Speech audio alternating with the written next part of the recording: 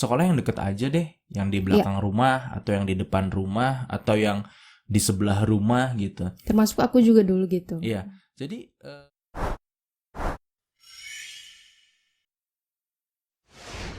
Oke, ketemu lagi di Ngeteh Bareng Suami.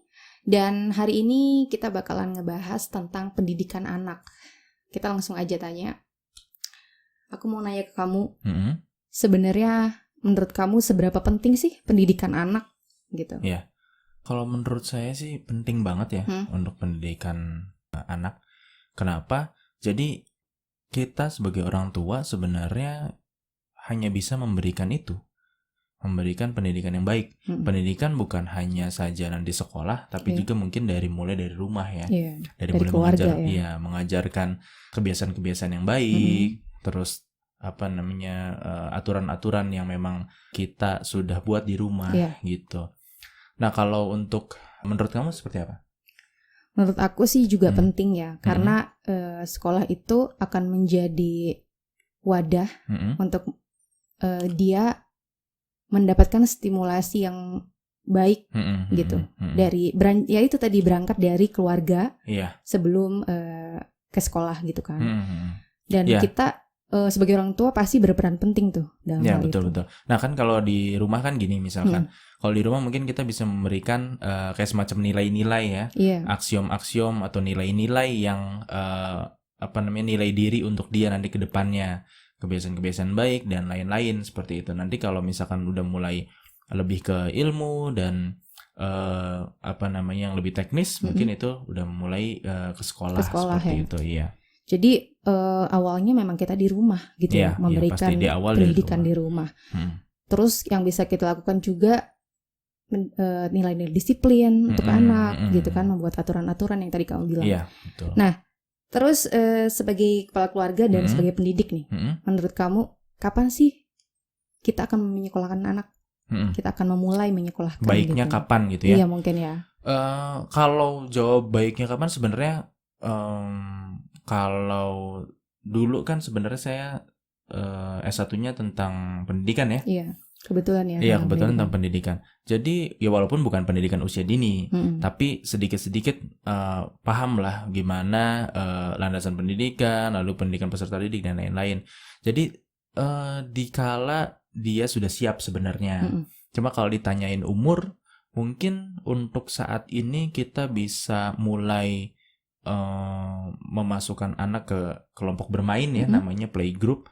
Itu mungkin dari umur 4 tahun. Ya walaupun ada yang katanya dari umur 3 tahun, bahkan ada yang 2 tahun juga sudah mulai gitu ya. Tapi saya rasa kalau untuk saya pribadi, untuk nanti di anak kita gitu ya, untuk di keluarga kita kayaknya cukup mulai dari 4 tahun deh. Untuk 1-3 tahun itu sama kita aja gitu.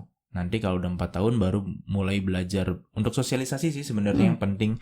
Kalau kita bisa mengajarkan di rumah sebenarnya nggak ada masalah diajarin sama orang tua juga. Cuma untuk sosialisasi ketemu teman-teman seumurannya ya pasti harus mungkin lebih gampang kalau di kelompok bermain gitu. Iya. Dan ternyata beberapa psikolog juga sepakat, Mas. Aku lihat beberapa psikolog bicara tentang mulainya kapan sih menyekolahkan anak gitu sebaiknya. Memang itu adalah berangkat dari kebutuhan. Jadi kita harus tahu betul anak kita seperti apa dan kapan butuh untuk menjalankan sekolah tadi. Dan usia yang disarankan memang rata-rata 4 tahunan ya. Yang sesuai kamu tadi bilang. Jadi 4 tahun itu dianggap dia sudah siap untuk menerima teman-teman baru dan bisa mampu juga untuk bersosialisasi gitu. Berarti kamu setuju ya? Iya. Usia 4 tahun mulainya. Iya sekitar 4 tahun lah. Soalnya kan nanti kan kelompok bermain dulu, terus nanti ada TKA, TKB gitu kan, baru SD gitu ya. Ya kalau sekarang seperti itu kan. Kalau zaman kita dulu kan ya TK aja setahun, langsung terus TK, SD ya, TKA, TKB gitu. Seperti itu. Nah, pertanyaan selanjutnya nih. Bagaimana kita memilih sekolah untuk anak? Menurut kamu gimana? Nah, ini hal yang penting banget ya sebenarnya. Kalau menurut saya sangat penting karena sebagian orang-orang terdahulu atau mungkin yang seumuran kita juga masih ada yang berpikir gini, sekolah yang deket aja deh, yang di belakang rumah atau yang di depan rumah atau yang di sebelah rumah gitu. Termasuk aku juga dulu gitu. Iya, jadi dalam soal kedekatannya sih nggak masalah sih, mungkin nganggapnya biar gampang gitu ya. Lebih aman juga. Terus lebih aman, terpantau dan lain-lain. Tapi kan kita juga harus melihat juga kualitasnya. Iya. Kualitas sekolahnya seperti apa. Kalau misalkan ada teman-teman juga yang bilang bahwa sekolah sama aja kok, di mana aja nggak ada masalah. Oh nggak. Ya saya nggak sependapat, karena menurut saya setiap sekolah ya pasti beda-beda, karena pendidiknya juga beda-beda, gurunya juga beda-beda. Bahkan kalau misalkan kita berbicaranya sekolah yang misalkan bukan negeri ya, kalau sekolah yang bukan negeri pasti ada standarnya nih, ada standar nasional, standar internasional dan lain-lain gitu. Bahkan mereka juga ada kurikulum-kurikulum yang berbeda gitu. Ya walaupun di negeri juga mungkin, sekolah negeri juga mungkin tetap berbeda. SDA dan SDB itu pasti beda. Ada perbedaan. Ada perbedaannya. Gimana cara milihnya? Kalau saya sih mungkin lebih ke banyak mencari informasi ya. Gimana sekolah itu nge-treatment murid-muridnya. Dari sarana-prasarana ya, juga. Sarana prasarana. Tenaga pendidik. Tentu gitu ya. kita lihat juga gitu ya.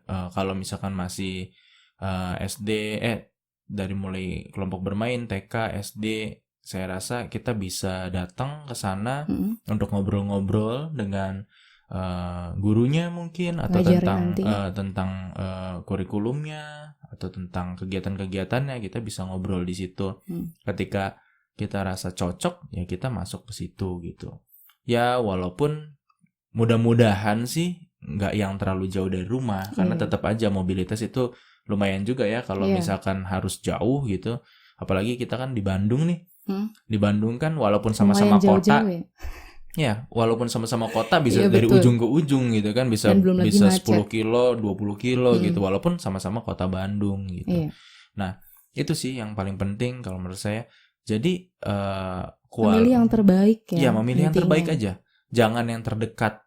Kalau yang terdekat, yang terbaik nggak masalah. Kalau misalkan ini emang sekolahnya bagus, sarana prasarananya bagus dan kebetulan dekat, ya nggak masalah. Iya. Tapi jangan sampai dekat rumah itu jadi pilihan yang utama gitu. Seperti itu mungkin. Jadi intinya memilih sekolah yang terbaik yang kita mampu ya. Iya, iya, dengan ini juga disesuaikan juga mungkin dengan finansial ya, dan kemampuan finansial kita. Kan banyak juga yang enggak sekolah biasa-biasa aja. Saya juga dulu sekolah biasa-biasa aja, toh bisa gitu, nggak masalah. Ya nggak masalah kalau yang dulu udah aja, nggak apa-apa yang dulu. Tapi kalau saya pribadi pengennya memberikan ke anak yang terbaik gitu, yang bisa kita kasih. Kalau bukan yang nggak bisa kita kasih juga, kan nggak mungkin juga kita sesuai kemampuan kita lah ya. Iya, nyokolahin yang ratusan juta gitu untuk sekedar sekolah TK kan enggak juga. Tapi yang terbaik yang kita bisa lah. Kalau misalnya kita bisa memberikan fasilitas atau sekolah yang baik, kenapa enggak gitu? Kenapa kita harus hitung-hitungan soal kayak gituan gitu? Ya itu mungkin. Oke, mungkin cukup tentang pendidikan anak ya. Ya, jadi pokoknya intinya menurut kita ya sama kan? Kamu juga ngerasa penting kan ya? Sama penting dan memang sepenting itu. Jadi karena aku sih sebenarnya termotivasi juga dari orang tua. Waktu itu orang tua memang memaksimalkan potensinya untuk menyekolahkan aku gitu ya sampai kuliah. Jadi kenapa kita enggak? Kalau orang tua kita bisa, kenapa kita enggak gitu? Kalau bisa lebih baik lagi, ya kan? Iya, betul. Makanya gini juga ada tambahan juga sedikit kayak misalkan gini. Kalau misalnya ditanya penting nggak sih sekolah tinggi untuk anak? Coba kira-kira apa kamu mau jawab apa? Sekolah tinggi untuk anak penting sih kalau menurut aku. Karena ya semakin tinggi semakin akan bentuk dia menjadi orang yang berwawasan luas dan lebih pintar lah. Iya, lebih mudah bersaing juga nanti di zamannya mungkin ya. Kita juga nggak bilang bahwa cuma sekolah itu satu-satunya cara untuk kita berkembang atau bersaing gitu ya dengan lingkungan atau untuk mendapatkan pekerjaan dan bisa berwirausaha, enggak juga. Tapi sekolah itu salah satu yang termudah kalau menurut saya, karena dengan sekolah kita udah dapat semuanya nih, ilmunya dapat, koneksinya dapat dengan teman-teman, pengalamannya dapat sedikit-sedikit ya, Jadi udah komplit di situ. Kalau misalnya kita tanpa sekolah dengan baca buku aja atau dengan pergi ke perpustakaan aja atau dengan cuma praktek saja, itu saya rasa kurang. Jadi kalau sekolah itu bisa komplit lah di situ. Dan nanti yang paling penting, apalagi kalau misalkan sekolahnya udah jenjangnya yang tinggi, S1, S2 atau bahkan S3, mungkin lebih ke koneksinya. Iya, lebih luas lagi. Iya, lebih luas lagi. Teman-temannya siapa gitu kan. Nanti dan lebih memudahkan dia gitu ya. Iya, memudahkan dia ketika bisa dapat pekerjaan. Iya, bisa berusaha dan lain-lain, nggak cuma dapat pekerjaan. Apalagi kalau misalkan jenjangnya udah sampai S2, S3 kan mungkin lebih ke networking ke teman-temannya. Gue punya usaha ini. Oh iya, kebetulan di kantor gue butuh ini, jadi vendor akhirnya. Bisa jadi seperti itu atau hal-hal yang lain lah sebenarnya. Banyak jadi, juga mendapat keuntungan ya dari jadi, relasi yang banyak. Nggak ada salahnya kok kalau misalkan memang kita punya dananya dan memang kita anaknya mau juga. Anaknya mau, ya nggak masalah. Sekolah itu nggak ada ruginya kok gitu. Toh nanti juga pasti ada manfaatnya, apalagi kalau misalkan sekolah-sekolahnya di tempat yang fasilitasnya baik, dengan sarana prasarana baik, dengan pengajar-pengajar yang baik, dengan kurikulum yang baik, itu pasti akan sangat menunjang sih untuk kehidupan bahkan gitu. Oke, mudah-mudahan topik kali ini bermanfaat. Ya.